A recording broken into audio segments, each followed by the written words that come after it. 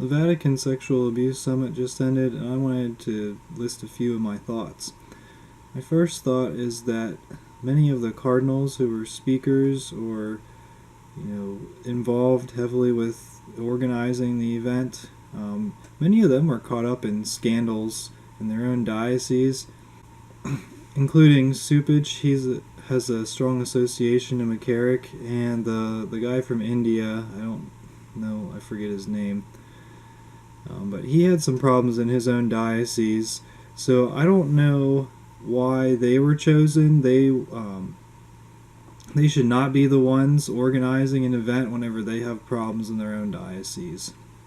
So the summit dealt exclusively with the sexual assault of minors, and numerous questions by the media came up about, what about adults?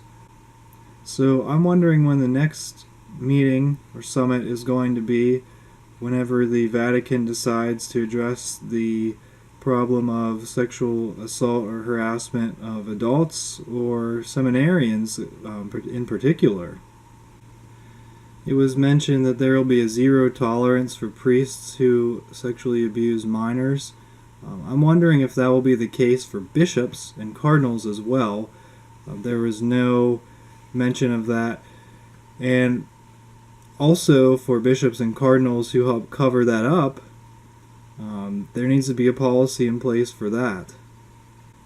The Vatican representatives' responses to a lot of media questions were that the individual bishops' conferences should decide their own roles. And I was like, really?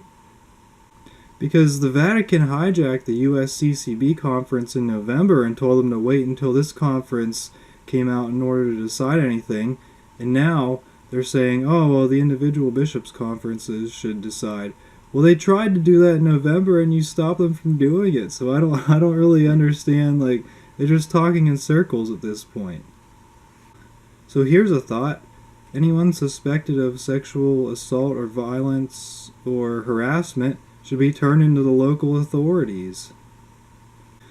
Wouldn't it make sense for the Vatican to come up with a set of rules, a set of really strict rules, and then allow the individual bishops' conferences to modify them for cultural differences? In that case, then the media would be on the case of the bishops' conferences if they relaxed the rules. Edward Penton of the National Catholic Register sent out a tweet.